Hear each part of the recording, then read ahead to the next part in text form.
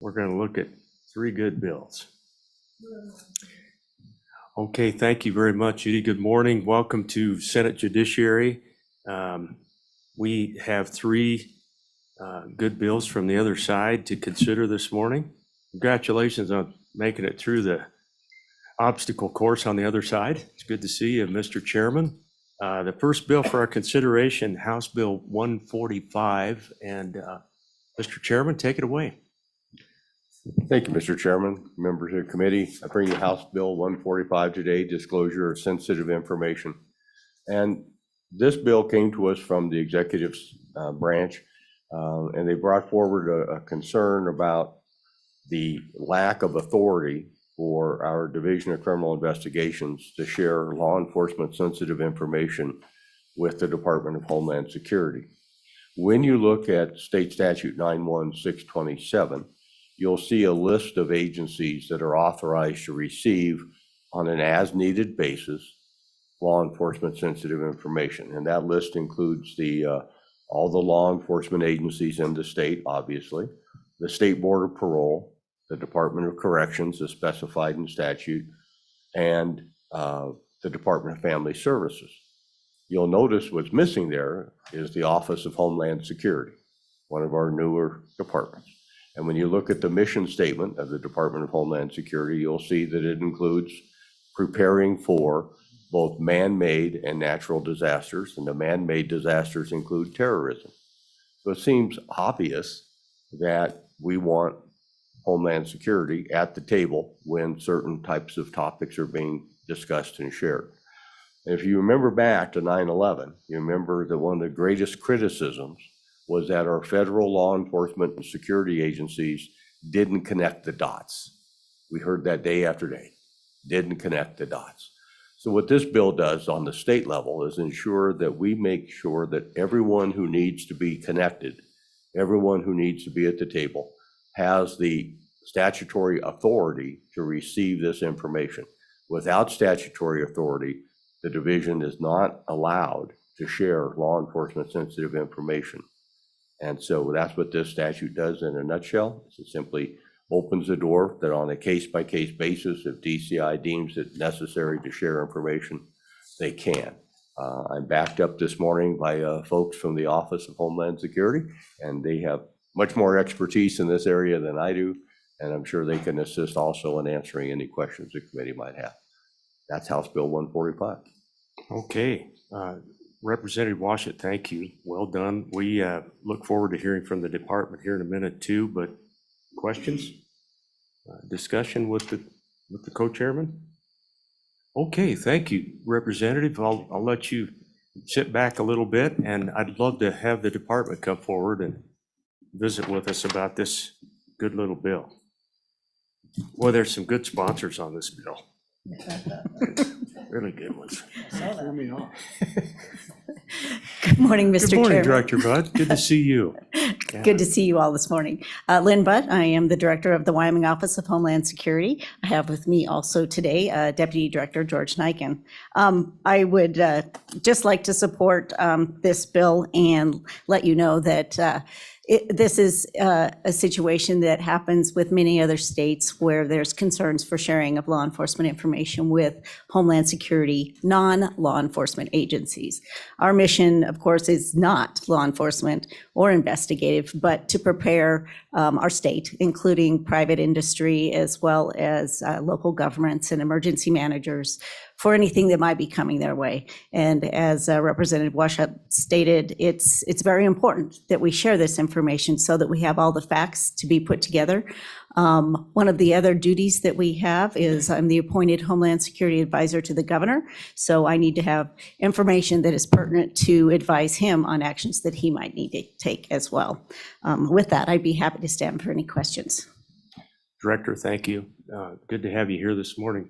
Committee, questions for the director? Any questions? I actually have one. Why did it come forward this year? This no doubt has been in existence for a little while, this lack of ability to obtain that information or to sit in on it. What brought it to light, Director? Mr. Chairman, I think it was more of a realization that there was a impediment to being able to share that is with the protection for those law enforcement individuals, for their protection of the law, to make sure that they don't get in trouble for sharing it.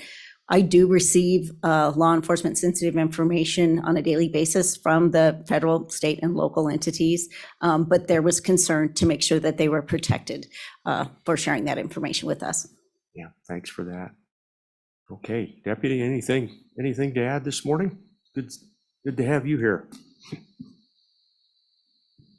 Oh, the only thing I'd like to add is I'm a former law enforcement officer, and I was very surprised that we were not able to obtain that information, especially for the safety of our state and the citizens of the state. That's all I have, Mr. Chair. Appreciate that. Go ahead, Senator Schuler. Thank you, Mr. Chairman. Just a quick question. It just brings to mind what other states are doing in this area. Is it typical for them to have access for their Homeland Security agencies?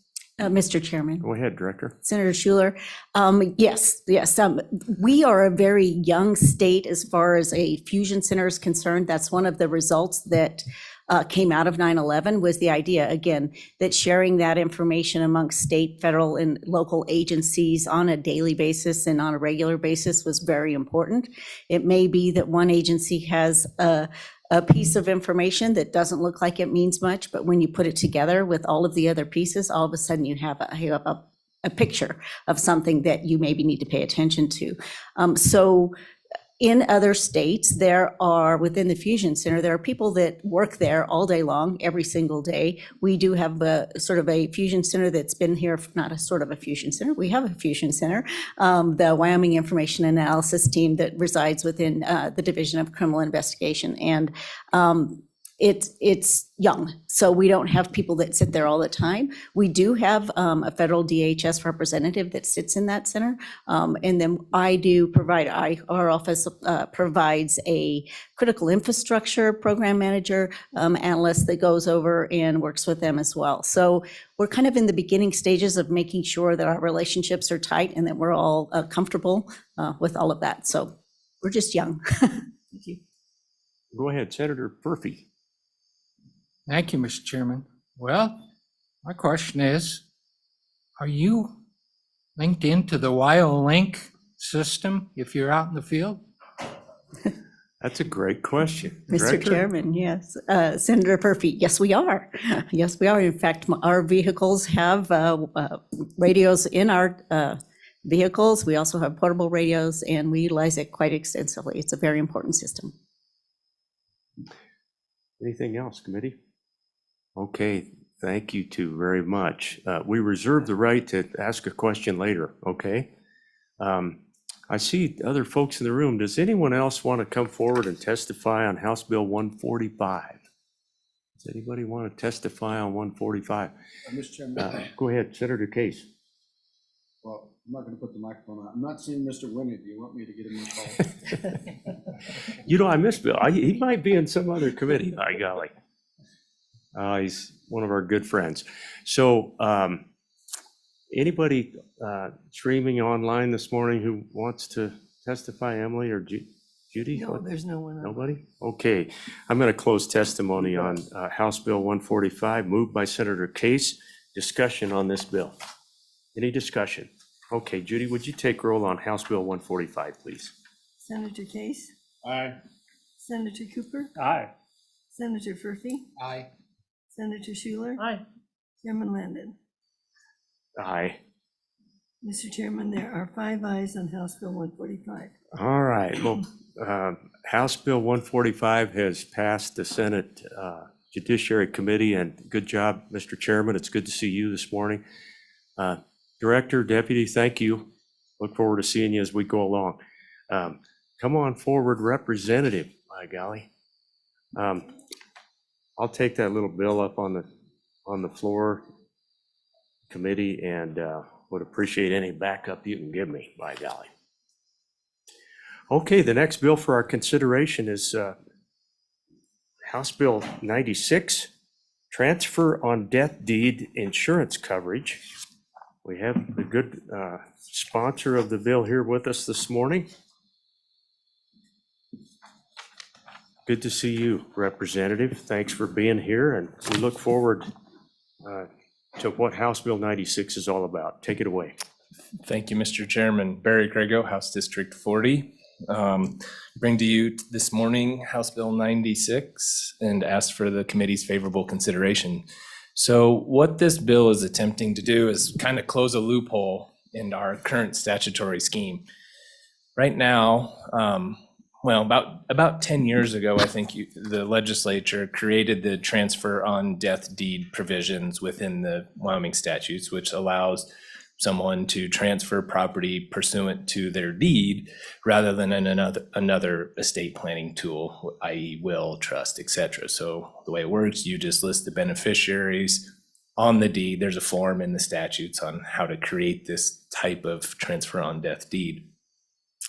The problem that has arisen, and this actually comes from another state, a court ruling in another state. And so what we're trying to do is just get ahead of the curve, so to speak, and make sure it doesn't happen in Wyoming. But the problem arises when the person who dies leaves the property to, let's say, for example, their kids or a kid.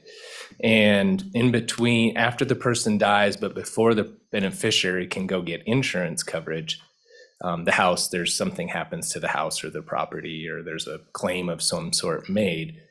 Well, at that point in time, there is no insurable interest in the insurance that existed because the person who owned the house is dead and they no longer have an insurable interest. And most companies don't allow you to name a beneficiary, quote unquote, as an additional insured. And so there's this gap in insurance coverage. And what this bill does is says that upon the death of the original owner, the grantor, the coverage extends for 60 days. And just make sure that we don't get into a circumstance where a beneficiary is out everything. And so the case, just a little bit of background because it's kind of interesting. The case came from Minnesota. A gentleman gave his home pursuant to a transfer on death deed to his niece. He died. 3 days later, his ex-wife burned the house down. Niece goes and makes a claim against the policy. The policy says, the insurers say you don't have insurance because there was no insurable interest anymore in your uncle. And so we're not paying the claim, and the courts upheld that and said, correct. Absent some sort of statutory framework, there is not an insurable interest. And so what we're saying is we're creating insurable interest by statute so that doesn't happen in Wyoming. It's a lot of language in the bill because we have to put it in a couple different places. We have to put it in the insurance code, and then we also have to reference it within the statutory transfer on death deed framework as well. But that's the gist of the bill, and I'm happy to stand for any questions. I know a representative of the insurance industry is here today, and they have a couple little corrections they'd like us to make. And I've looked at them, and I think they're good corrections. Representative, thank you. Questions? Senator Case. Thank you, Mr. Chairman. I'm all for the bill. I think I might have been on the original death transfer deal, but it's a little incredulous to me that the courts wouldn't have forced insurance companies to continue coverage in that circumstance, that that's a avoidable event. I mean, the person still has an estate and an interest in protecting that. So I'm wondering, there must be other court cases. They probably have gone both ways, or no? Representative. Mr. Chairman, Senator Case, actually, no. And the reason being is the second you die, the transfer on death deed means that the property is no longer part of your estate. It transfers like that by operation of law. It's no different than a bank account, for example, where you have listed beneficiaries on a bank account. Those do not go through probate. They don't become part of your estate. It's similar to life insurance. Those do not go through your estate. And so the second you were found dead, it belongs to somebody else. There's no transfers by operation of law. And that's part of the transfer on death deed statutory framework we've set up. So, and that's the whole point, is so that you don't have to probate it and go through the estate. Mr. Chairman, just like Go ahead, follow up. Senator, go ahead. So if you didn't have a transfer on death deed and you died and your house burned down 2 days later, insurance would have to pay, or insurance would be involved. It's just that the house has magically changed hands, like it was sold. Okay. Mr. Go Chairman. ahead, Thank you. Representative. Senator Case, that's exactly right. That's the problem we're trying to solve with this. In this bill, we actually had a draft of it ready last year, but because it was a budget session, we just weren't able to get it through and didn't even bring it out. But there were several of the lawyers from both sides of the hall, both ends of the hall, that were trying to do this, and we just thought we better get it done this year. So, thank you. You know, Senator, the way I heard that was that when you die, you lose everything. It's not quite as bad as divorce, Mr. Chairman. Not quite as bad. Representative, I'm still trying to get my arms around this, but I think we might be able to do that if you wanted to walk us into the bill. You want to, unless there's any other questions for the time being? Committee? Oh, Senator Cooper, let's go there first, and then maybe we can go right into the bill. Thank you, Mr. Chairman. Representative, what happens in the case of a husband and wife? Is she still insured? Representative? She would be, Mr. Chairman, Senator Cooper, yes. And so, As of now? Okay, anything else? Okay, Representative, do you mind kind of pointing us through a couple of the provisions in the bill? And I think that'll bring it into more relief. absolutely, Mr. Chairman, happy to do so. So, obviously, the first page is title, et cetera. So just moving on to second page. So if you read, the first paragraph just explains that the coverage will extend to the beneficiaries. So subparagraph A, right there at the beginning, for transfers on and after July 1. Property, the insurance coverage, whatever is in place at the time of the death of the grantor or the owner, those words are exchangeable within this bill. It transfers to the grantee beneficiary. So that's whoever you're giving it to. Part B says that that it will extend for 60 days. And then Part C talks about notification. So that's the duty on the person who is receiving the property. They need to notify and part of this is because the insurance company may or may not know that the person has died. And so their notice needs to go both ways here. So this is the beneficiary saying, hey, insurance company, whoever gave me the property, dad, uncle, mom, whomever, they have passed away, and you need to know that and the 60 days will start running back from the date of death, and that'll give you time. That gives the beneficiary time to go acquire different insurance or just transfer the policy that's already in place to them and make sure that that can happen without a problem. Part D on the top of page 3 just requires the insurance companies 20 days prior to the termination of the policy to notify the beneficiary. Because it could also work the other way, where the insurance company knows that the grantor has died, but the beneficiary does not, because the beneficiary may not always know that they've been given property. And that was, and I should have mentioned that earlier, but that's one of the other reasons for the bill. At least at this point, the beneficiary would know, hey, I inherited this. Because sometimes they just don't. So, oftentimes people do their estate planning and don't ever tell the people who are going to be the beneficiaries of that estate planning. And that could happen in this case. And so Part D protects that circumstance. And then at the bottom of page 3, that's the transfer on death deed statutory framework. And we just added language in there that references back to the insurance code and says that there's 60 days. There was some additional language, I should say, back up in section D that we took out on the House side. There was some duplicative language. That was one of the amendments. But essentially, that's what it does. It's pretty simple, straightforward. And if you have any questions after that, I'm happy to answer those as well. So, committee, any questions about the bill, the way it's written. We have the amendment that the House adopted in front of us. Any questions on any of that? Okay, Representative, that's very helpful. We'll. Can we ask about the amendment? Absolutely, yeah. Representative Craigo, this is your proposed amendment?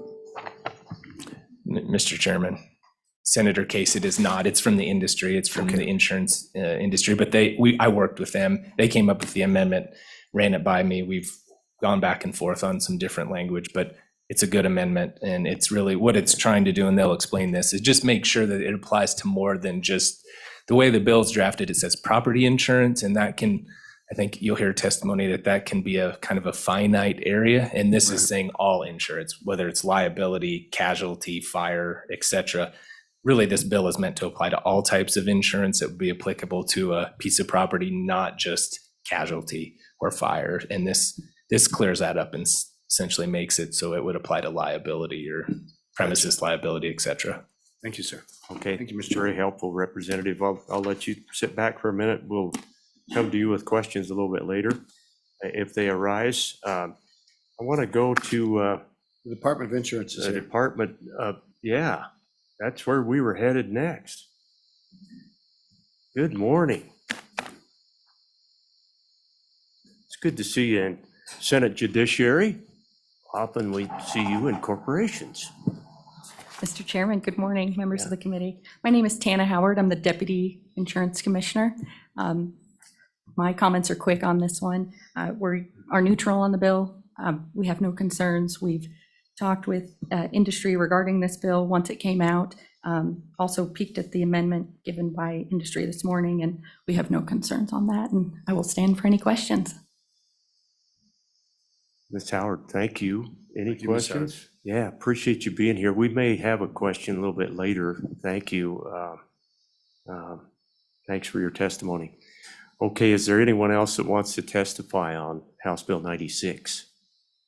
House Bill 96? Uh-oh. Now we've really opened the door here.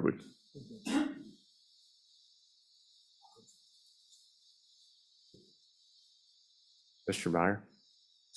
Good morning.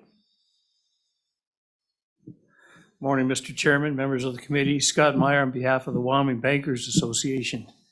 This is a good bill, but from those of us who have practiced in this area and representing the banks who are often stuck into this area under the administration of the estate, I wanted to point out to you something that I saw in there, but under 27205, under the probate statutes, you have to provide notice. And that notice goes out for 30 days, for 3 months. That's how long it takes usually to get these things done. So while we support the bill and have the concept that's there, we ask that not 60 days, but 120 days on there, because it is doggone tough to get everything done when you're trying to administer these estates. And 60 days just probably isn't going to cut it. I'm just telling you from a practical standpoint, it just doesn't work that well. So, Mr. Chairman, happy to answer any questions. Mr. Chairman. Go ahead, Senator Case. So I sort of understand what you're saying about an estate, but this piece would be carved out of the estate. The property that's covered here would be carved out. So could we speculate that the administrative piece of that is actually lessened because it is indeed a pay on death? And so it's not part of the estate, so it's not part of the notice to the other creditors and on all the things that you're thinking about. Mr. Chairman, Senator Case, I respectfully disagree under the fact that I'm just trying to be consistent. If the rest of the statutes under probate and everything else require 120 days, then by asking this one on transfer and death, and I do agree that the interest transfers by operation of law, and then that person who is receiving it may not have an insurable interest until we get this resolved. But for the sake of consistency, 120 days means more consistent with the rest of the statutes that Wyoming deals with on passing of death. So go ahead, Senator Case. I hear what you're saying, Mr. Meyer. It's just, I kind of point out that this is designed to get people out of probate for some of their stuff. And so that the guidelines and the deadlines that apply to probate shouldn't apply in this instance because we're actually trying to avoid probate. I'll throw that back at you. Mr. Meyer? Mr. Go ahead. Chairman, Senator Case, I would agree that this is not a probate issue. It's just trying to be consistent and having experience in dealing with the administration of estates, knowing full well that if you're going to have to deal with the administration of this, even though it's a transfer on death deed, the fact is that this has got a much shorter period, and I don't think that that's a realistic opinion of how you're going to do this stuff from somebody who's receiving that property as a transfer on death.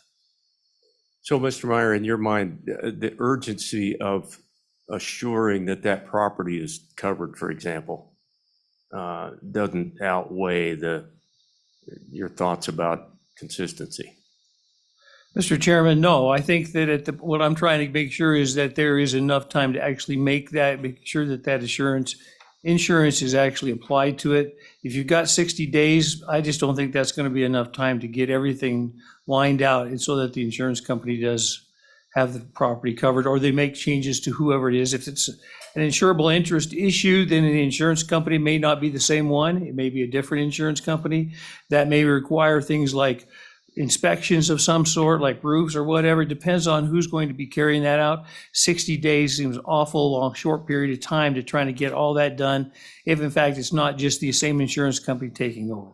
And that may not be the case. What we're saying on this bill is that they got to stay insured for a period of time until the new owner, the one that's receiving it, actually has that property. They've got to make sure that it's insured.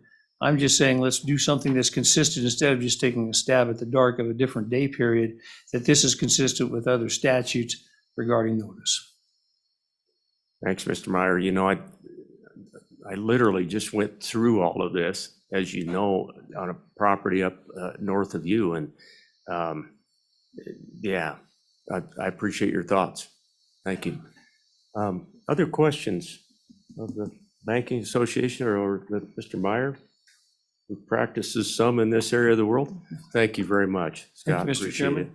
it. Is there anyone else who would like to testify on this bill? House Bill 96.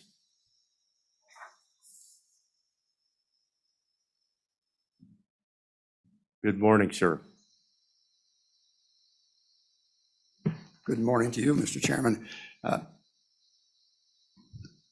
Mr. Chairman, members of the committee, thank you for allowing our testimony today.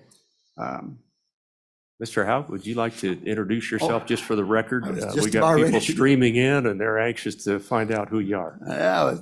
Okay, my name is Ken Houck. I'm the Executive Vice President of the Association of Wyoming Insurance Agents, commonly referred to as AWIA around here. I've been around AWIA since the 80s as a member, as a board member, and as Executive Vice President on 2 different occasions. And AWIA's roots go back to 1933 in Wyoming under different names. So our association has been around, and we're not a stranger to these proceedings.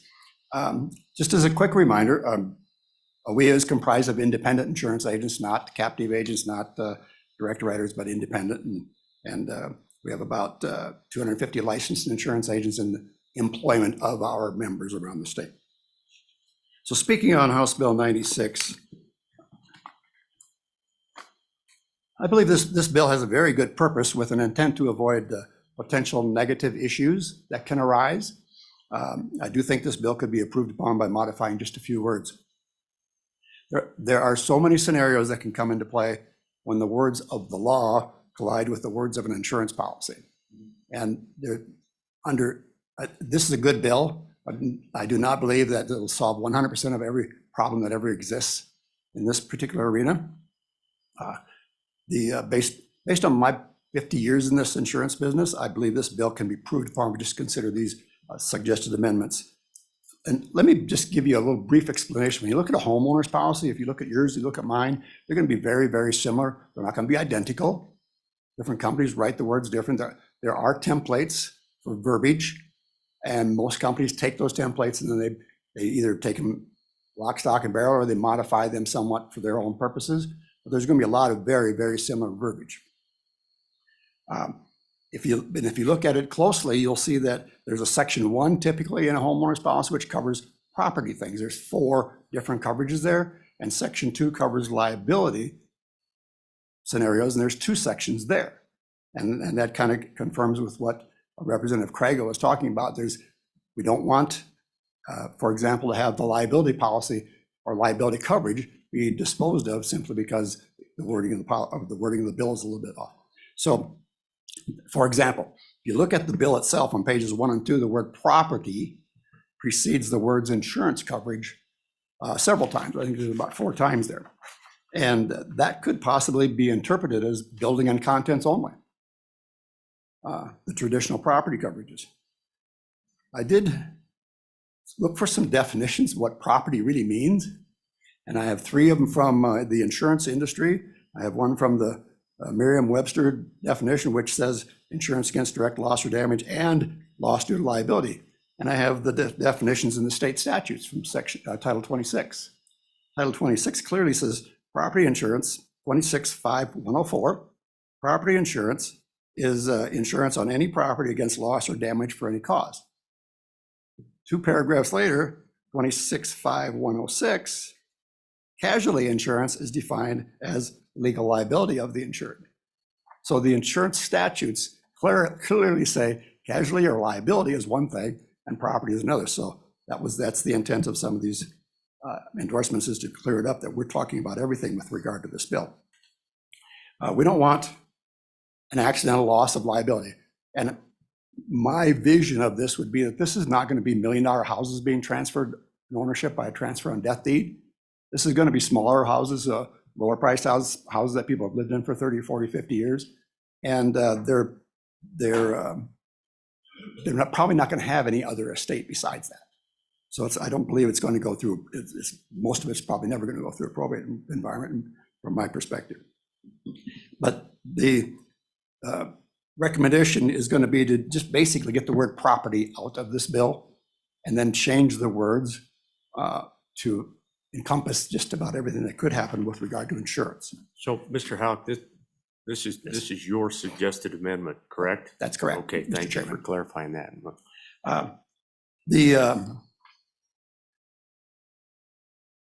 I was going to say, if you would like to go through these, we could do that now, or I could stand for questions and then we could go through those.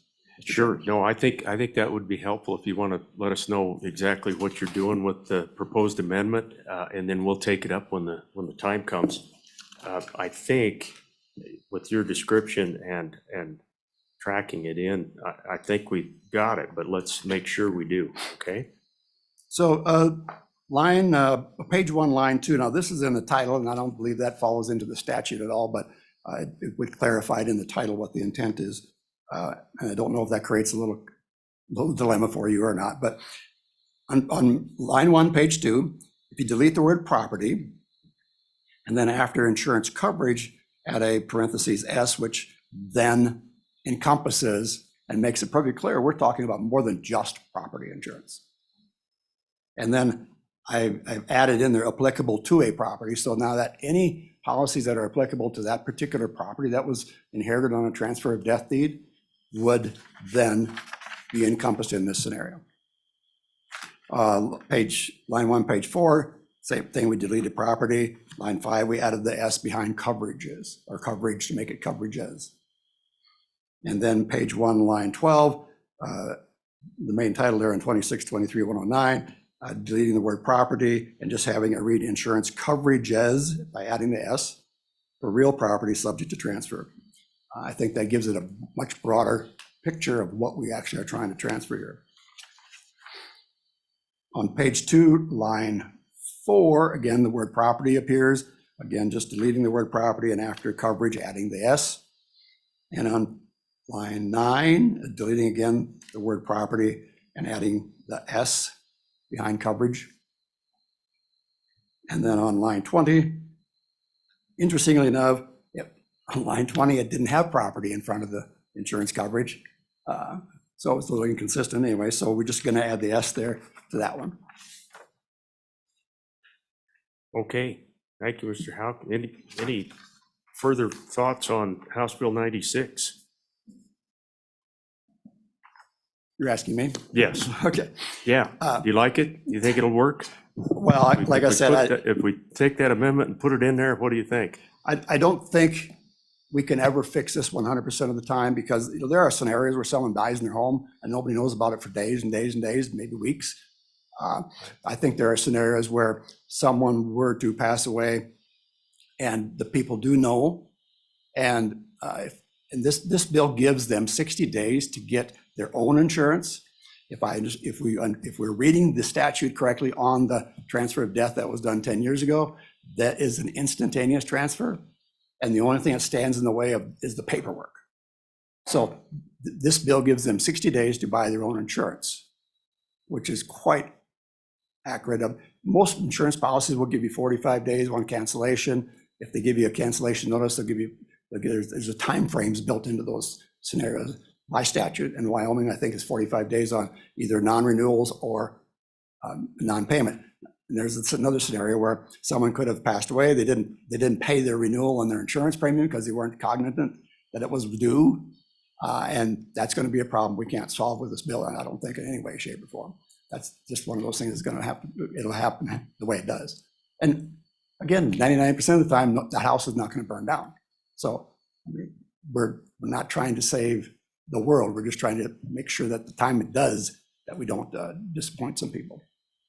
I think it's interesting, Mr. Hauk, that the situation we went through was exactly as described by the representative. We inherited property when we lost my parents, and there was a gap.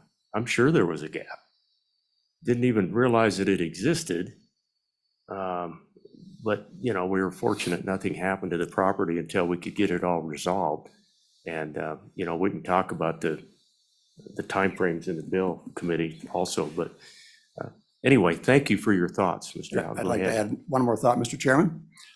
Just so you don't think the whole world's falling apart, the homeowner's insurance policy does have a statement on death, and business owner policies do the same thing.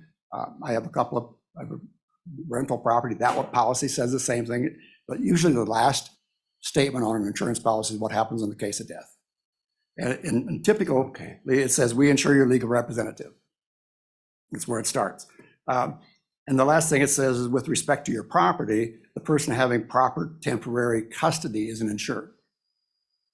And with going through probate, the executor has temporary custody. So they become an insured. You didn't lose your insurance. And nobody was running away from that. The way the transfer on death deed bill from 10 years ago looks, it looks like that transfer is instantaneous as opposed to having temporary custody. And that's probably why this 60 days is important. Gotcha. But they're not running away from the risk. They're just simply saying you have 60 days to actually get your own insurance. And it could be just renew it with the company that is there. Okay, thank you for that. Committee, questions? Any questions? Thank you, Mr. Hauk. Appreciate it. Thank you. We may fire a question at you later. Thank you. Please come forward. We're on House Bill 96, the transfer on death deed insurance coverage bill. Good morning. Good morning, Mr. Chairman, members of the committee. Excuse me. Catherine Wilkinson here on behalf of American Property Casualty Insurance Association, standing in support of the proposed amendments before you, and also asking respectfully to not change that timeline of 60 days. Insurance companies are okay with the up to 60 days. They're really more comfortable with around the 30 days. So the 60-day we are fine with. I believe the cancellation notice in Wyoming is at least 45 days. So 60 is a happy medium between them. And so with that, would stand for any questions you may have. Okay, thank you, Ms. Wilkinson. Thank you. Good to see you this morning. Any questions? Senator Schuler. Thank you, Mr. Chairman. Just out of curiosity, what's the downside of going to 120 days for your folks? So, Mr. Chairman, so contracts, it goes along the contract policy. The insurance contract that you have is between you and your insurance company. So this is an extension of that coverage for someone else that's a third party. So with contract law, it's A and B contracting for that. So this is kind of a courtesy extension beyond that, where the insurance company is going to provide coverage up to those additional 60 days with someone that's not necessarily paying. And if that policy ends, it's still requiring that it goes beyond that 60 days and is covered. So there's kind of that sticky part, between, it's a grace period, if you will, for someone to come in and get a new policy on that place. Mr. Chairman. Senator Case. Mr. Chairman and Senator Schuler, I think you might be able to argue from the insurance company's point of view that the risk has changed somewhat. All of a sudden, the house is empty, lots of different people are in and out. You can imagine different scenarios that happen. You got tradesmen in there. It's just the risk has changed a little bit, and we're holding them as if the risk hasn't changed, so it has to be a balance here. Is the senator right with what he just said? Mr. Chairman, absolutely. Couldn't have said it better myself. All right, good deal. Any other questions of Ms. Wilkinson this morning? Okay, thank you very much, Catherine, appreciate it. Further testimony on House Bill 96. Does anybody else in the room want to testify on House Bill 96? Okay, Judy, nobody online this morning? Okay, well, let's close testimony.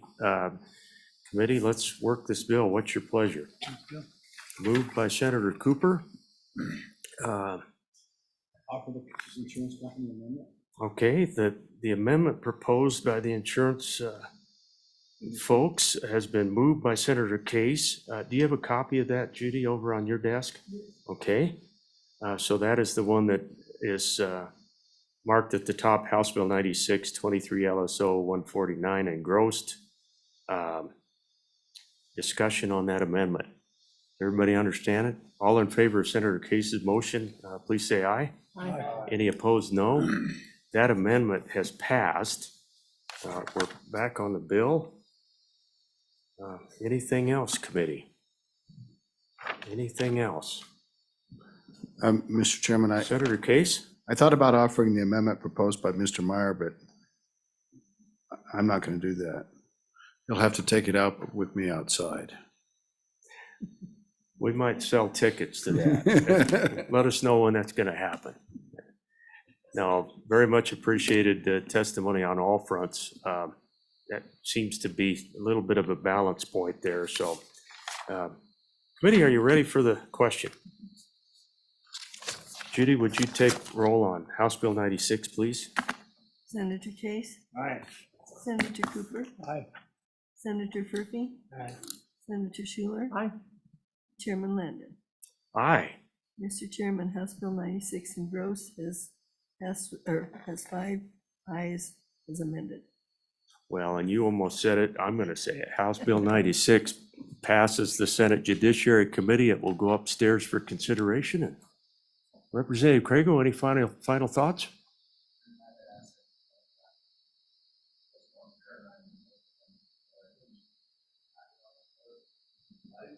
And if a fight breaks out, we're going to be right behind her, Representative, okay? Nice work. Thank you for being here, Representative. Have a great day out there. And the third good House bill to come in front of the Senate Judiciary Committee is House Bill 90.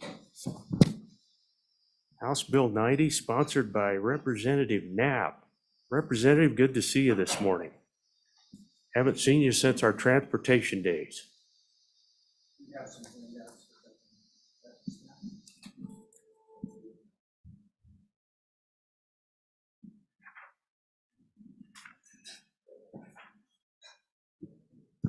Mr. Chairman, committee. Good morning. Good morning. Good to see you again as well. Before you have engrossed House Bill 90, and this is a constituency bill. This was a bill that was brought to me by a family who lost a member of their family due to suicide after an assault that had to do with the family. So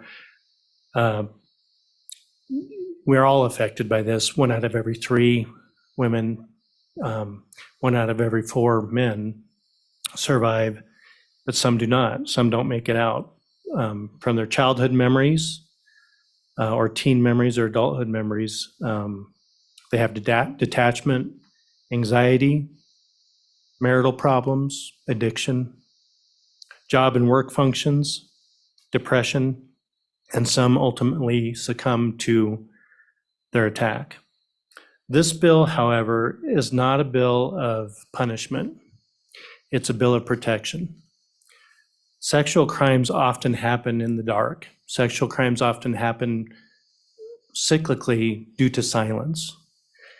This bill is to create that warning for a future spouse that may have small children. It's a bill designed to protect. It's the duty of justice to protect, and this is one way that we can do it. So just in going over the bill, basically currently the sexual registry, you are able to come off the registry if you apply after 10 years, and in cases of minors, 25 years for minor crimes. This bill would make that a lifetime registry.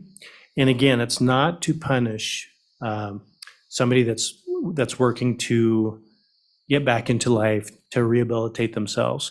It is strictly, in my opinion, for the public to be aware of what dangers can be out there. So a simple registry, if you're in a relationship and you have small children, simply looking that registry up, you can find out what offense that person might have had. And this is important because given the handout I've given you, what was shocking to me is that as time goes on, the chance for recidivism with a sexual offender actually increases. And so this is a study that was done from 79 different studies, but in particularly to sexual recidivism rates over time. After 5 years, 14% recidivism rate. After 10 years, 20% recidivism rate. After 15 years, 24% recidivism rate. And it's even worse after 15 years on with a boy victim abuser, significantly higher. In fact, it was 35%. So Representative, real quickly to jump in, this information you provided to us, can you help us know the source? Is this a national group that tracks this, or a conglomeration of your homework? Mr. Chairman, thank you. There's been several studies done on this. So this one in particular is from the Institute of Health from Quebec. And what it tried to do was actually combine studies. So it took 79 different studies and actually aggregated that out into percentages. And so it gives a pretty broad spectrum because it covers North America, Asian countries, studies that have been done all over the world. And so again, I think the fear is that with time, I akin this to the mind of a serial killer, which none of us can understand, but typically it's premeditated, and it's a constant thought.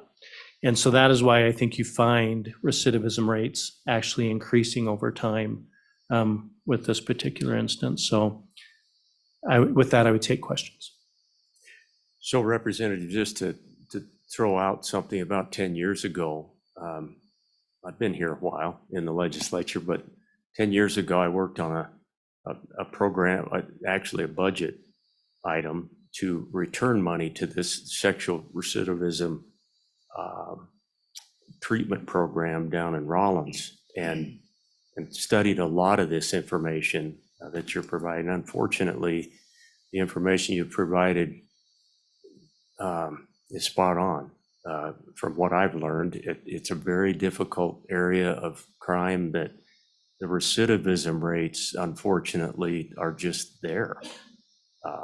But anyway, appreciate you running us through that real quickly. For the overview committee, any questions of the representative this morning? Go ahead, Senator Schuler. Thank you, Mr. Chairman. Just a question on page 2, if I'm understanding this at the top, when it talks about exceptions.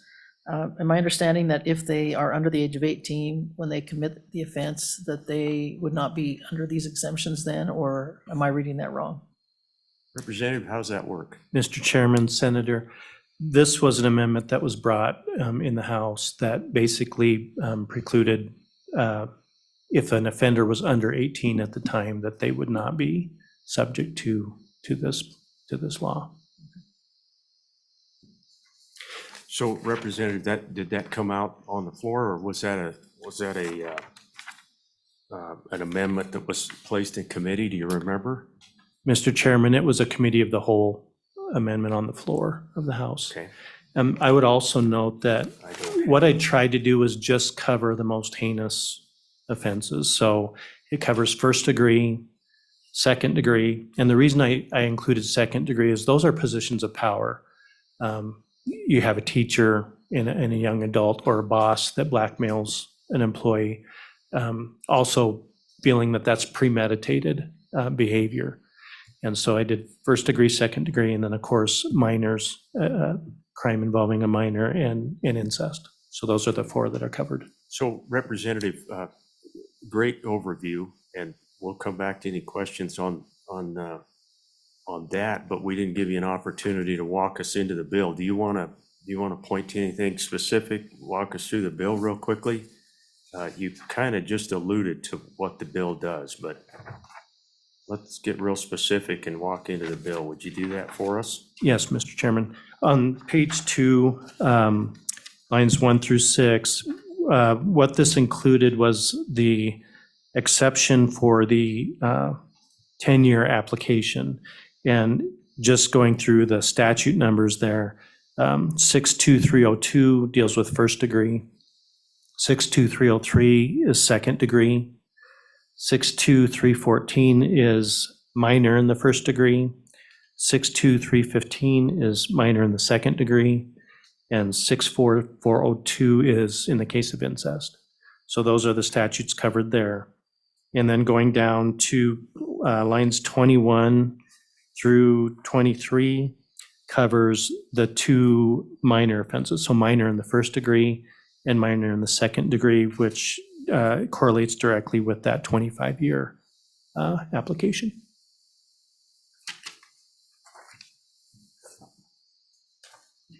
Okay, questions, committee?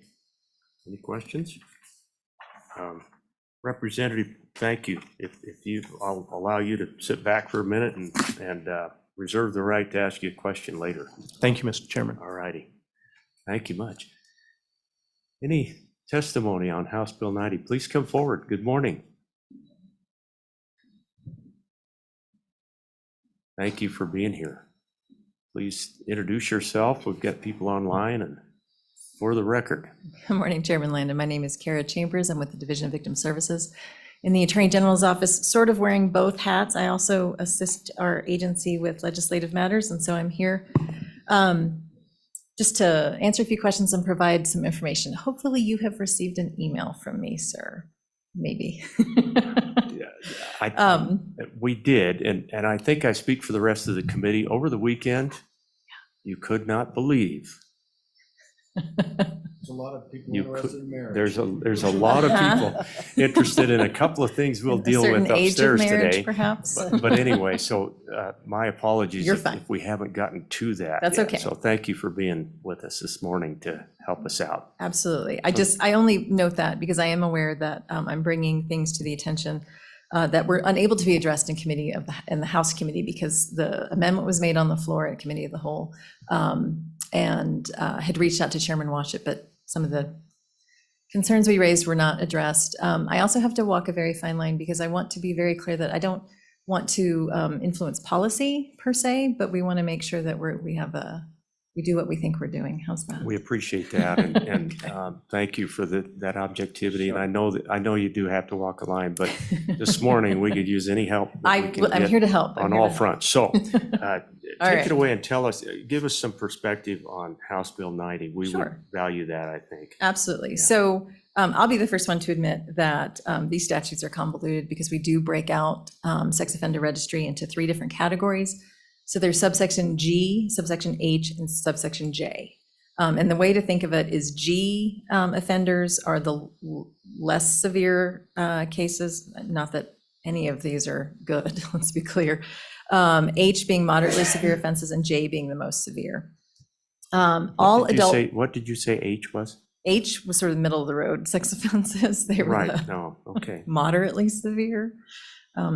Again, I don't like saying this because I consider all sexual assault to be not a good thing. Bless you, sir. You're fine. But I want to point out that we do also in the statutes make distinction between adult offenders and juvenile offenders. And obviously that's sort of kind of what we're here to talk about today. All adult offenders with registrable sex offenders, regardless of whether they're classified G, H, or J, have to register. Only juveniles that have a J offense, so that's the most severe, have to register. Juveniles are adjudicated delinquent. Juveniles that are adjudicated delinquent of G or H do not have to register. So to be clear, juveniles are only mandated to register if they are convicted of one of the most severe J offenses. Okay. Removal from the registry, which is sort of the key thing here. All sex offenders have a lifetime obligation to register, but they can petition the court under 719-304 to be removed from the registry if they fall within one of the two timeframes.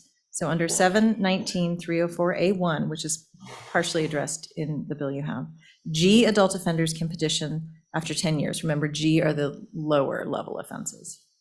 Juvenile J offenders can petition the court to be removed after 10 years. Statute 719-304A2, which is also, I think begins on the bottom of page 2 of your bill, applies only to H adult offenders, which is that middle of the road, and allows H adult offenders to petition the court after 25 years of registration. So this is just background, so we know what we're looking at. Adult J offenders can never be removed from the registry. Again, those are the most severe. So one of the things that was brought to our attention with the Committee of the Whole amendment is that only people with J offenses who could petition to be removed from this registry are juveniles. And so adults with J offenses can never be removed from the registry. Therefore, if juveniles are not subjected to the limitations of the 5 J offenses being excluded, this amendment doesn't apply to anybody. So we were concerned that the language on the floor is sort of just extra words. And I can provide you everything that I'm reading off of, because again, I had to lean very heavily into one of the attorneys in our criminal division to spell this out, because it's all over the place. But anyway, so that is our problem. Is so because the way the language was written on page 2, lines 1 through 6, again, it's unnecessary language because juveniles are not addressed. So the other thing, and then we do this kind of the same thing on page 2, lines 21 through the top of page 3, where that section only applies to adult offenders convicted of H offenses, which again were the middle of the road. And this language about the exception not applying to juveniles is also unnecessary because juveniles with H offenses don't register. So excluding them is unnecessary language.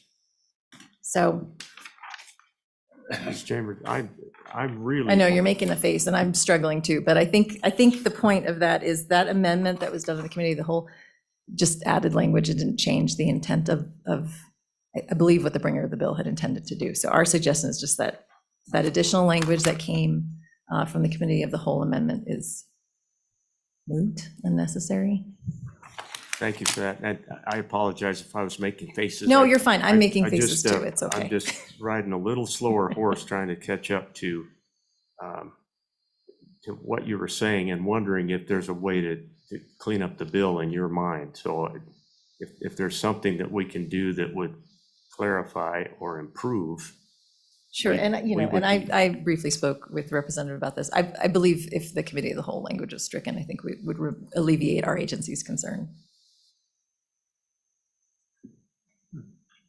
So you're good with the bill the way it stands? I do have one other comment. Again, this sort of treads on policy, and it was just a matter of the original draft does sort of contain a loophole. And I think it's just a matter of the fact that because there are 3 sections to the sex offender registry, that when you change one and don't change the others, you might create some confusion. So, and again, I apologize, but I'm reading verbatim from someone who is much smarter than me. So we'll see if we can walk through this. It says it contains a loophole. Under the Sex Offender Registry Act, an offender has to register if he has a listed Wyoming sex offense, or if their offense contains a, quote, same or similar elements, facts, or circumstances as a Wyoming sex offense, or if he attempted or conspired to commit such offense. And so that's how we capture out-of-state offenders who then move to Wyoming who may have had a crime that isn't exactly, worded differently in a different state, and we come here and like, well, that's not a crime here, but we'll capture them because we don't call it that, but this is a crime in our state. Does that make sense? So if it has a similar elements, facts, or circumstances. And then we also capture all those attempted to do that same offense.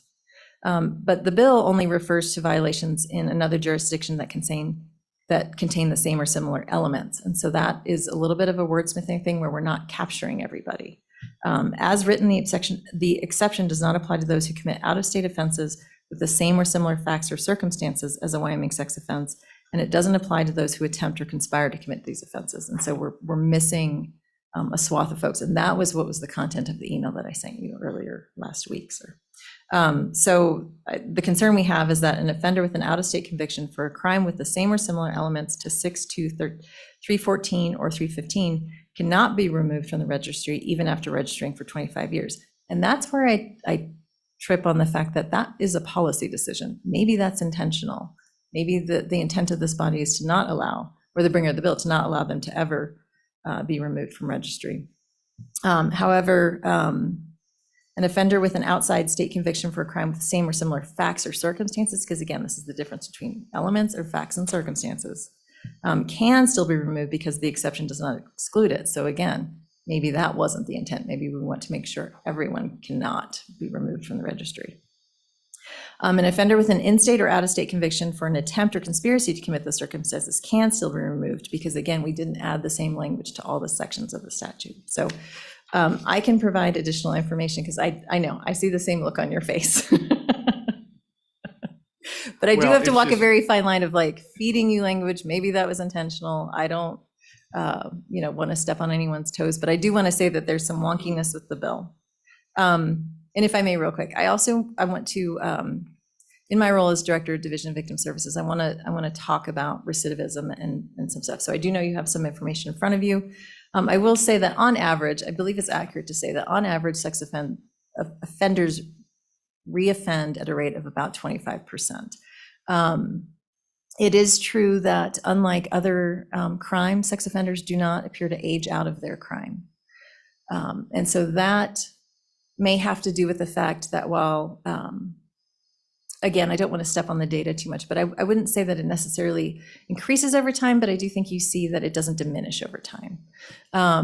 And I would absolutely echo the sentiment that in my experience and study that sex offenders, these are crimes of opportunity. These are predators. They look for their victims and they do tend to reoffend and they do tend to have more than one. And so if you want to go back to the history of why we have sex offender registries, I do think, that is why, because we see that they are that preventative, that if someone can look to see who's on the registry, and you may be aware that there are different tiers of registration, of different levels of types of registration, whether it's, letting local law enforcement know, whether you have to notify your neighbor, there's varying levels depending on the severity of the conviction. And we do think that's an important public policy decision. So these laws exist for a reason. I do understand the bringer of the bill's intent, and I, on a personal level, as an advocate for victims, I think that's a noble attempt. Just some little tweakiness with the language that I've probably confused you more than cleared things up, but I'm happy to sit for questions. Well, Director, that's exactly where I was hoping to go. I mean, obviously, what we want to do here and then upstairs is to make sure the bill is as complete and locked down as we can get it. And it felt like during your testimony, by the way, thank you for all the important information. This is a pretty deep pool of water. There are a lot of statutes that deal with this because it's important. And in no way do we hold you to one side or the other. You've apologized several times. You're not walking in policy. You're helping us to get to something here. So I think what would be helpful to me is to know specifically Where to insert the language. the couple of points you make. If we're going to fix those in the bill, then we need to know specifically how we would go about targeting those. Does that make sense? Absolutely, sir. So in the email I've provided you, with your permission, I can provide it to LSO and provide exact language, again, without trying to step on toes, say, hey, here's the loophole we found. Here's how you fix it. Perfect. The only substantive correction I've given you is perhaps to strike the committee of the whole amendment. That is pretty succinct. Senator Case, go ahead. Senator Cooper? Okay. So this is an interesting digest when you look at this, because there actually was a vote held in committee of the whole. And so I'm guessing it was close. And so they did a roll call in committee of the whole, and that's recorded. And it only passed by a few votes, 5 votes. And then there was a second reading amendment by Stith that failed, and then he brought a third reading amendment. So that is the only amendment that got on there, was the third reading amendment. And then the final vote in the House, it picked up quite a few more votes after that third reading amendment. So is there a concern that if we take off the third reading amendment, that it would lose its desire? So apparently, at least based on the number of votes, the third reading amendment that you're talking about influenced more people to vote for the bill. And maybe they were misunderstanding, of course. Director, any thoughts on that front? Chairman Lyon and Senator Case, and I apologize. I didn't have the amendments in front of me. Whichever the one that added the age of 18, except for is the one we're concerned with. You know, I would imagine, I should not imagine. I feel like I'm sort of making some anecdotal comments that I can't really speak to of what was in the minds of the legislators on the floor, but I understand. That's an I think- impossibility. You True. can't figure out all of that. Not even really going to try. I believe the thought that we are making sure, well, I guess I don't really know the intent. I assume the thought of accepting juveniles made it seem that it was more reasonable, but I'm not. Yeah. And my only comment is you can leave the language as is. It just doesn't do anything. It's because of where it was inserted in the statute. And so again, juveniles already have this ability. They already don't have to register for G and H. So again, it's not a harmful change. It just doesn't do anything. And so that puts me in a position of when you say you think it might have influenced more votes. I don't know. Actually, I'm gonna roll that back, Yeah. Mr. Chairman. So that was the committee of the whole amendment. It says, after offenses insert, unless the offender was under the age of 18 at the time of the offense. And Representative Chestic. Chestic, yeah. No, it was adopted as a committee of the whole amendment. Yes. Then it was a close vote on the floor, and they ended up having a voice vote in committee of the whole. Then on second reading, Clark Stith tried to bring an amendment, and then he brought a variation of it on a third reading. And it just says, the act shall only apply to offenses who are convicted on or after the effective date. So it made it not retroactive. That was this. Oh, I'm sorry. Yeah, Chairman, I apologize. Because yes, my understanding is the 18 language came in on the committee of the whole. it did. And that was what we were concerned Yeah. about. That was my testimony. Yeah. I It did. apologize. And so Mr. Chairman, I apologize too, because I said that there was only one amendment, but there was a committee of the whole amendment. Yeah, that did pass. And so, Yep. okay, that clarifies. Go ahead, Senator Cooper. It looks to me like this thing is a really good social issue, but it's got a lot of hair on it yet, and I'm not sure that it's really doing anything to fix the system as it is. You know, we talk about 25% recidivism. That means 75% of them don't repeat. So are we in a situation where the system we have doesn't work? Are we trying to fix something that's not working, or are we trying to fix something because it's a social statement? Or I'm a little confused about where this whole thing's going. And I think to make a decision on something this important in a little short period of time like this is maybe not proper. I think we really should be able to sit down and talk about this with a large group of people over the summer and really think this thing through and come up with a solution if it's broke. If it's not broke, then maybe we don't need a solution. So, Director, is that fair, Director, to say, or? what are your thoughts on that? Chairman Landon, I would encourage the bringer of the bill to come up. As he stated, this is a constituent bill, and I can't really speak to what his thoughts or intents were, but I do understand the desire to protect victims. I've spent my entire career in that pursuit.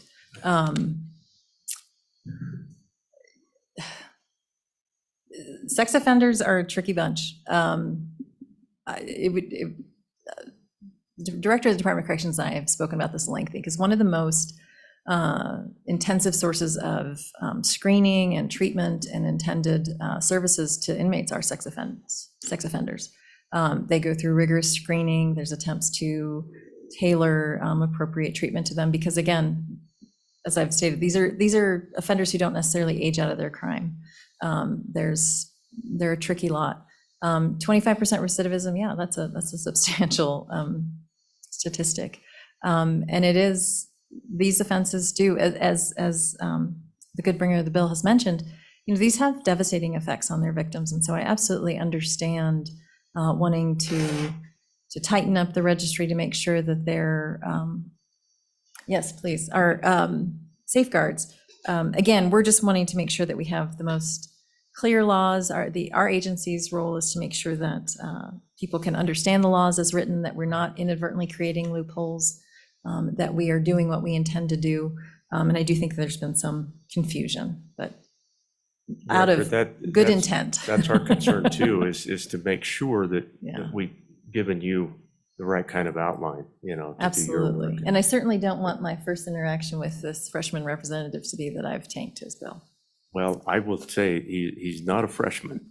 He's a veteran. He's been around the block a little bit, but we're gonna let you weigh in a second, Representative. I want to come back to Senator Cooper. Did you have a follow-up with the director? Thank you, Director, or Mr. Chairman, excuse me. For either of you,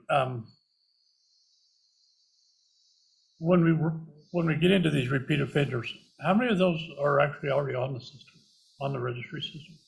Do we have a thought on that? Either one of you? Go ahead, Director. Chairman Landon, Senator Cooper. I don't have those statistics in front of me. It's really tricky stat too, because the more severe offense and the more convictions, you have someone who's never getting out of prison. And so that would skew your statistics. But I could provide that to the committee if you'd like. And perhaps he has something since Representative Knapp got up. So, Director. And I apologize. I mean, the amendment was brought by a freshman legislature. I apologize. You good, Senator? Good. Mr. Chairman. Go ahead, Representative. Senator Cooper, in relation to that, I do have the 2021 sex offender registry list by county, and I can submit that to the committee to look at as well. I think in addressing your earlier question, 25% is a very high recidivism rate, especially when it goes out into years. And the concern that I have is because this is a crime that does kind of exist in silence, those are the people that got caught. So 25% recidivism rate is only the people that got caught again. And so, again, I view this as an important tool for future victims to be able to protect their families, because that is such a high rate. So if we have a loophole that can be closed, I would welcome that, but I do think it's a bill that should go forward. Senator, follow-up? Representative, thanks for those comments. Just so you know, I think I can't speak for the rest of the committee, but from my standpoint, this is a very important issue that you brought to us. Certainly appreciate the intent of the bill. You can tell that what we're trying to make sure here this morning is that we've dug down and tightened it up. If there needs to be a place where we get the screwdriver out to tighten this thing up, that should be our goal. It sounds like the director has provided that, and I'm sorry that did not make it here this morning. I wish we had a printout of what was suggested, and we could have incorporated that language into the bill as a proposed amendment. That's a good thing to bring with. But if this bill moves forward, we'll take a look at it. And Representative, I want you included, if we're going to look at an amendment to maybe strengthen the bill, I want to make sure you're involved with that, and I will do that, okay? But it looks like we may have something upstairs that we don't have here this morning. So does that make sense? Understood. Yes, thank you, Mr. Chairman. Okay. Committee, questions of these two? Any questions? Thanks, you guys. Director, thank you. Okay, let's go to further testimony this morning on House Bill 90, sex offender registration requirements. Please come forward.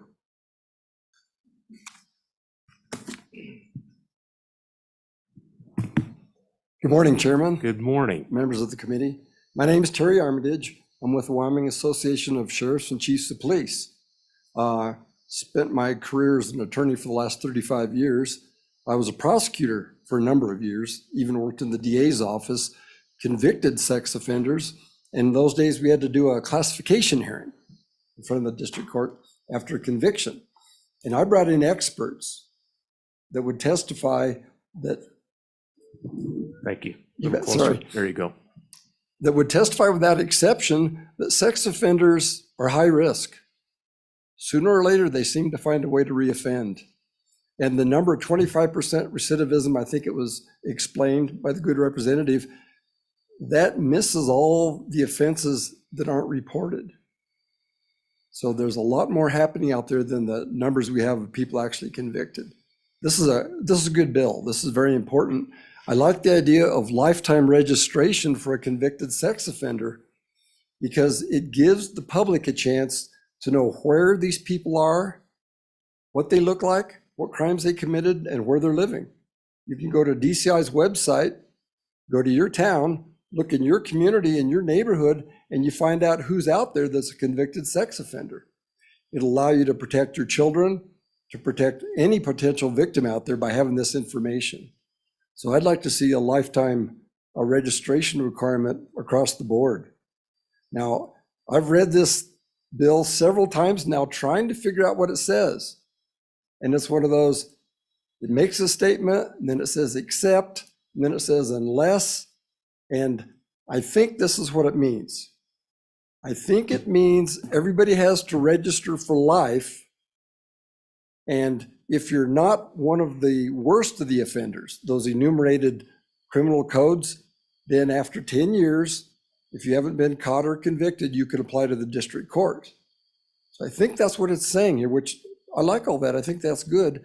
But then this committee of the whole amendment throws in, unless you were under the age of 18. And when I read that, and I could read it several different ways, I'm not sure what it's intended to do. I read it to mean if you're under the age of 18, no matter what crime you commit, you don't have to register. That's what I'm reading there. And that's not good. That would mean a 17-year-old that brutally raped a 4-year-old child doesn't even have to register. So that's not good. And like I argued in the Judicial Committee at the House, I think juvenile or not, if you're charged as an adult and convicted, you need to be treated just like all the other adults at that point. This is not an area where we want to give leniency to these younger offenders, because as the testimony you heard earlier says, these people, they don't get better, they don't get fixed. For whatever reason, there's a propensity to reoffend, and we need to protect the good people out in the community. So I would suggest if we remove that amendment that throws the 18 or younger out of it, the way the bill read originally, I think will work. But with that, I'd stand for questions. Mr. Armitage, thank you. Always appreciate your insights. Committee questions for the sheriffs and chiefs? Go ahead, Senator Cooper. Thank you, Mr. Chairman.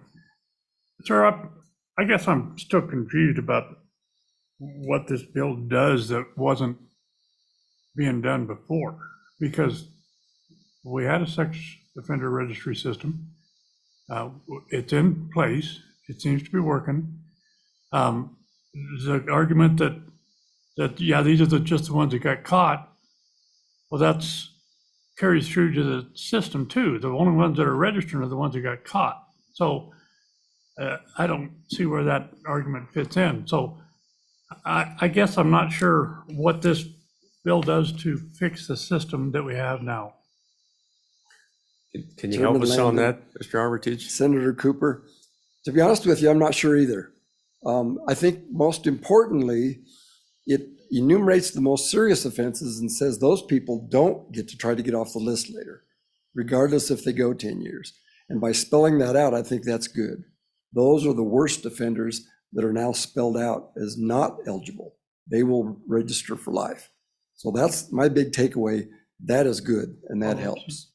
Go ahead, Senator, you bet. Isn't that how the system works now, sir? Chairman Landon, Senator Cooper, I'm not sure if it is or not. This is an area I haven't dealt with real deeply in quite a while, so I don't have an answer to that.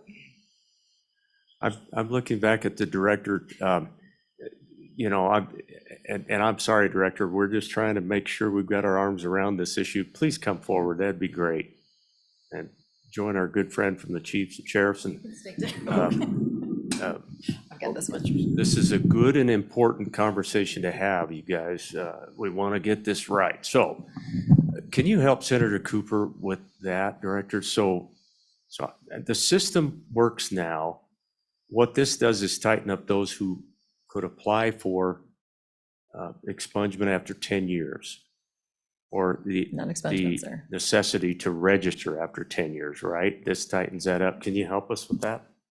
Chairman Landon, Senator Cooper, I first have to say that I appreciate you. So when I was a baby attorney hired in the law office, this good sir ran the criminal division. And so I trust implicitly how he has interpreted all of this, and I appreciate your testimony because I do very easily get in the weeds. With that aside, this is a rebuttal. Yes, no, it's not a rebuttal. No. That wasn't me trying to butter him up. That was just saying I am too a little confused. So We trust him pretty well, too. that's good. I do as well. So I realize, Senator Cooper, you might be the only one who was on when we addressed the petition to remove from the sex offender. Was it last interim? Time flies, but you were aware. And so that was after a Supreme Court case, which I can never remember the citation to, but there was an issue of whether or not someone was allowed after a certain amount of time to petition for removal from the obligations of registering with the sex offender registry list. And that language was amended. Our office in particular was concerned that we get notice so that we knew, we being the Attorney General's office, since DCI manages the list. And so there was this whole conversation about the fact that one should be allowed to present their case to be removed for obligations. Now, that's contrary to perhaps the intent of what's being brought here today in this concept of lifetime registry or, lengthening the amount of time. And so again, weeding into policy, discussion for your body to address. That being said, I too am a little confused as to what we're trying to do here. But I know the intent is good. I know the thought, but you make a very astute comment, sir, about that we're not capturing those who aren't convicted. There's a whole swath of sex offenders out there who this doesn't have any effect on. We do know that sex offense and sexual assault is one of the lowest reported crimes. And that's troubling in my world too. And in fact, that's always something very frustrating because when I bring stats on numbers of convictions, you'll see low numbers for sexual assault. That does not mean it's not happening. It's not getting reported. So at the 30,000 foot view, this is a bill, I think, Representative, that is attempting to eliminate that opportunity for someone to go off of that registry list. I mean, that's the 30,000 foot view. Now, as we get into the language of the bill, do we have it tightened down? Are we doing what you want the bill to do? Did it come out of the House the way you wanted it? Mr. Chairman, in addressing just what the bill does and if it's solving anything, the intent of the bill is to take the worst offenders of sexual assault, incest, crimes against minors. And to separate them out to say the recidivism rate is so high that we would like to make sure that we have a protection for the public. So what this doesn't cover is those that would be two young kids that fell in love and in those third degree, fourth degree type of crimes. So it is truly a protection for the public. Now, if a person was able to apply and get off after 10 years of that registry, and they would happen to go marry into another family, based on the recidivism rates, it is a concern that additional victims in the future will be affected. And whether something needs to be fixed or not, this is a cycle. This is a cycle in society that continues. And it seems every person you know is affected by it in some way or another, through someone they know, through themselves.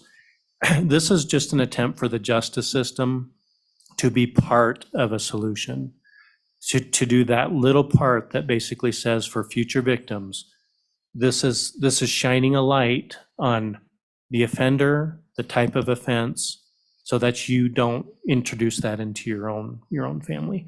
As far as the language goes for the loophole, I hope that we can get that addressed and perhaps bring it onto the floor as an amendment, because it seems like a simple amendment to do, and I think that would solve it. Yeah, thank you, Representative. Senator Cooper. Thank you, Director. Representative Knapp, I agree with everything he said. And I think this is an incredibly important bill, except I believe that those highest classifications of offenders right now, it's my understanding of the system is they cannot get off the system. That's already done. Is that correct? Director? Chairman Lyon and Senator Cooper, correct. Adult J offenders can never be removed from the registry, as statute reads today. Go ahead, Senator. Okay. So what are we doing here with Chairman- this bill? Because this bill is saying those people can never get off, they will always be lifetime registered. And the system we have says exactly the same thing. Is that correct? Chairman Lyon and Senator Cooper, juvenile J offenders can petition after 10 years, as statute currently reads. Go ahead. Keep going, Senator. Okay. But this bill as written says juveniles don't have to register with the amendments. Chairman Lyon or correct? Senator Cooper, that is our concern with the Committee of the Whole amendments, that it somehow undoes what we believed was the intent. Again, I have to be very careful about trying to step on Representative Knapp's intent. I believe it was, well, I won't finish that sentence if I have to start it with I believe. Yeah, we can just stick to the language. So the language of the bill now adds some people who cannot get off the registry, right? Does the bill do that? So Senator Cooper's right. Our laws right today don't allow some of these individuals off the registry list at all. Chairman Landon, correct. Adult J offenders, which is the most serious offenses, may never petition to be removed. Okay, Juvenile J offenders I get that may, part. So the right. J offenders, right? Yes. This bill adds people to that who can't get off the list, right? Is that the purpose of the bill? The language at the top of page 2, isn't that what that does? It takes those J offenders and we add to the population of offenders who cannot. Chairman Landon, Is I that what believe it's- the Committee of the Whole amendment makes that unclear. I believe that was the If we intent. get the Committee of the Whole amendment off of there, it would then add to those offenders who will never get off the list. Chairman Landon, I believe that's the intent, but I know what the intent is. know. I'm just trying to find the language that says what the intent is. Mr. Chairman, and I Go do ahead, believe Representative. the first part of the bill, by listing statutes, there's 6 different statutes listed, makes it clear who cannot apply for the 10-year expungement of registry. The second part would include those who committed juvenile offenses. The amendment, I believe, takes off people who would be required for those same serious offenses. So if that were removed, that would, I believe, help the bill. Okay, thank you for that. Okay, committee, any other questions for the panel? Senator Schuler. Thank you, Mr. Chairman. So I understand, I think I understand at least the first part of the Chairman of the Whole amendment. The second part, what does it do? Second part on page 2, lines 21 through over to the other. Does that muddy the waters at all? Or is it okay, I guess is what I'm asking. Senator, I think that's that committee of the whole amendment that the representative was referencing, because if you look at the language over on the top of page 3, that's the 18-year-old language under which you would not have to register. So that's my question, is do they both need to go to make this bill do what it needs to do? I guess that's what I'm asking. Director? Chairman Land and Senator Schuler, that is yes. My testimony was that the language you just identified on page 2 and 3 is sort of moot because that section applies to adult offenders convicted of age offenses. This language about the exception not applying to juveniles is unnecessary because juveniles with age offenses do not have to register anyway. Okay, thank you, guys. Senator Case. So, Mr. Chairman, I'm coming back to the old language. And so all these sex offender statutes are very complicated, and they have to do with all sorts of different circumstances and age of victim, age of perpetrator, all sorts of things. And so under the old language, they said, here's the universe of all these sex offenses. And they said that there are 2 cases, 719-302G, or adjudicated as a delinquent for offenses specified in 719-302J, exclusive of periods of confinement and periods in which the offender was not registered as required by law. The offender may petition the district court for which the offender registered to be relieved of the duty to continue to register. So of all that universe of sexual crimes, there are 2 that were under the existing statute where they could petition, and one involved the juvenile. And then the court's supposed to do a job. It says, upon a showing that the offender has maintained a clean record, which that's not good enough, but as provided in subsection D of this section, I mean, that's just whether they got caught again or not. That's not a very good standard.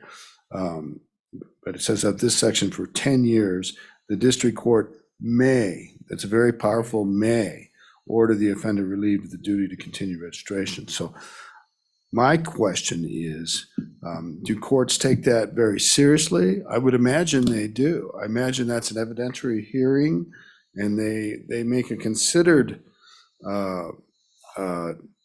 analysis of whether this person should be relieved of registration or not. It's not entered into lightly.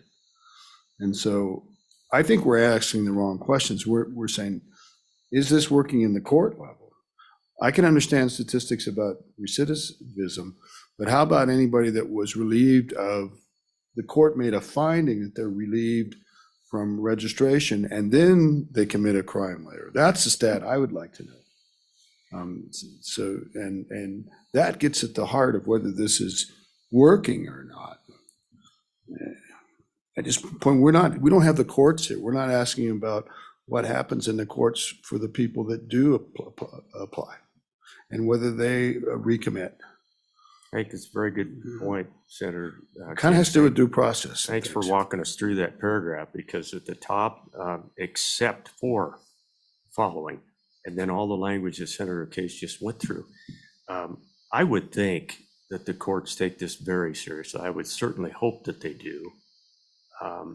Director, do you have any thoughts on that front? What has been your observation in the work that you do I don't think that you just make that 10-year time limit and then just waltz out of the registration. I would assume the courts take it very seriously. Chairman Landon, Senator Case is correct. I cannot speak for the courts, and I don't have that data in front of me, but I could provide it. You know, as I testified previously, some of the most serious convictions, these are folks who are still, they're not on the registry per se because they're still incarcerated. But if your question is about statistics of recidivism after being released from the registry, I could provide that, but I can't testify to that. But I do, I mean, I think anecdotally, yes, I think the courts take these very seriously. We have different statutes that delineate, you know, the type of crime, the position of authority, the age of the victim, and all kinds of things, because we do take these crimes tremendously seriously. But I don't have stats in front of me as far as recidivism after obtaining relief from registry. Okay, thanks, you guys. Well, committee, I'm inclined to try to work the bill, see where we can get it to this morning. We already know that there's potentially some information having been provided that we may want to pull in on committee of the whole or second reading. We just don't have that in front of us this morning. So I'm going to close testimony on this bill, House Bill 90. We don't have anybody online wishing to. Okay, thank you, Judy. What's your pleasure on House Bill 90? Mr. Chairman, I think we should remember that no matter what happens, they can still get married in Wyoming. Yeah, regardless of age. Or circumstance. What is your pleasure on House Bill 90? I would ask again. I'll move the bill. Senator Schuler moved the bill. Okay, committee, suggested amendments on this 3-page bill. I would move to reverse the committee of the whole amendment from the House, which is unless the offender was under the age of 18 in 2 places. Does everybody understand what that does at the top of page 2 and at the top of page 3? It strips the language, the 18-year-old at the time of the offense, under the age. Okay, ready for question on the proposed amendment? All in favor of Senator Case's motion, please say aye. Aye. Any opposed, no. That amendment has passed. Judy, did you get that okay? We're stripping the language on line 5, unless the offender was under the age of 18 at the time of the offense. Is that correct?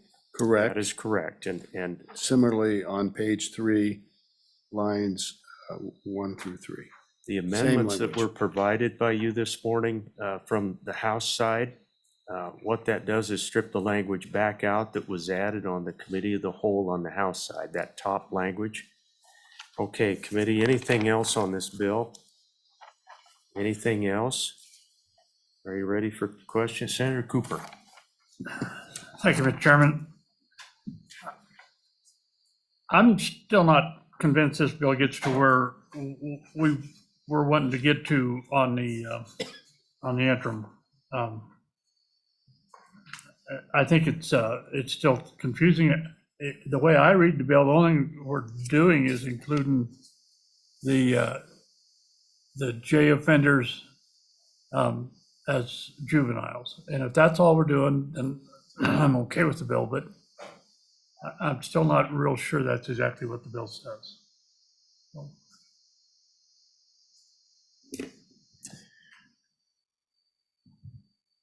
Anything else, Senator Schuler? Yeah, thank you, Mr. Chairman. I'm still a little confused as well, but I have a real strong place in my heart for, I have a sister that worked in probation parole and worked a lot with sex offenders for many years in a state to the west of us. And it is true. I think I was surprised really by the percentage of recidivism. I appreciate the good testimony from both the representative and Mr. Armitage, because I think that's where the problem lies. There's a lot of them that don't get caught, and I think that's why it's lower than it is. So I like the idea of trying to make sure that we don't have the reoffenders out and about. And if this bill will help, I would be happy to work with it and try to make it as good or as tight as we can to make it do what it needs to do. So that's my thoughts on it. Mr. Chairman, Senator Case. I'm going to be a no vote on the bill. I think we're not addressing this issue. We haven't even investigated the court and what happens in the court and if that is working or not. You know, if there was evidence that offenders go to court, get relieved of registration, and then those guys are still bad apples, I could be persuaded to support this bill.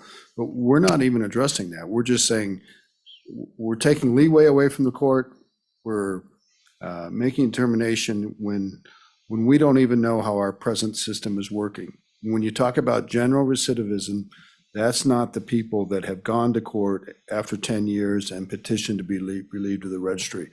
And we need to know how they're doing and what their circumstances are. And I just think we're asking the wrong question. And it does broaden the people that can never get off the registry. And so that's a serious note too. The registry is not an adjudication in the sense, but it is, you know, it's like a scarlet letter. It's necessary. I'm not questioning it necessity, but it is it's not a benign thing. You could just look at all the candidates from the last election and all their husbands that were on, you know, people were going crazy looking at different things when you're on the registry. So I'll shut up. So, committee, this is a great effort on the part of the representative. I appreciate you bringing this to the fore, Representative. My concern is not with the intent of the bill. In fact, I'm very much on board with you, Representative, on that front. I'd love to work with the director going forward. I just want to make sure we get it right. And I apologize, but this morning I just haven't been able to get comfortable enough with this bill that I'm going to be able to go with it. I don't pass bills out just to get them up on the floor, because then what if they pass and they're still not fixed? You know what I mean? So I sometimes bringing a bill, you can still be successful on something if we take this thing up in earnest and spend a joint Judiciary Committee bunch of time on this issue and drill deep and make sure that we get your intent right, Representative. That's kind of where I'm leaning, is that this is a great big pool of water that we dove into, and it's deep. So that's kind of where I'm at, committee. Just to let you know. Senator Cooper. Thank you, Mr. Chairman. I'd kind of like to reiterate what both you and Senator Case said. This is too important to not get it right. And as you can guess, I'm a little confused about what we're doing here.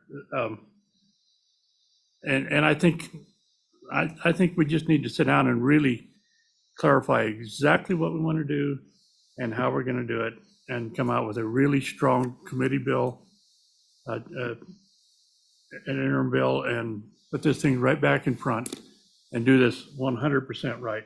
It is my concern. Thank you, sir.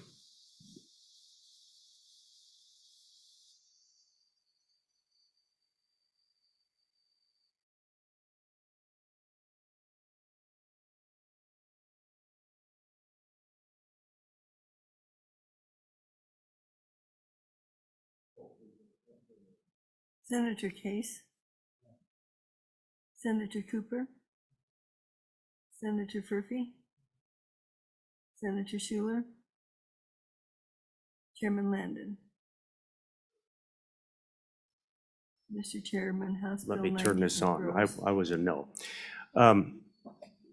So committee, House Bill 90 does not pass the Senate Judiciary Committee. Just a few more words, Representative, for your efforts. Again, I want to shake your hand for bringing this bill.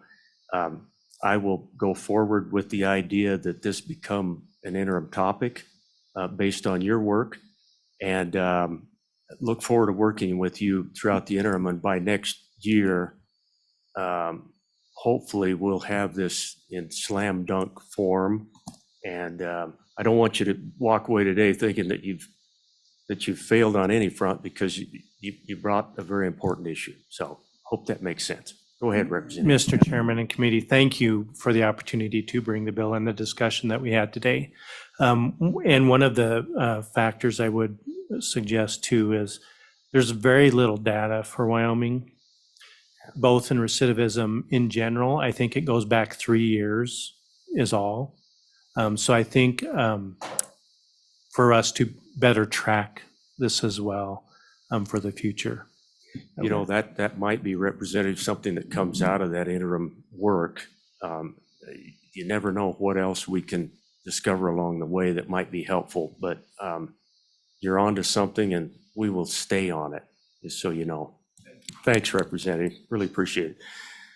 Okay, committee, we have wrapped up work for this morning.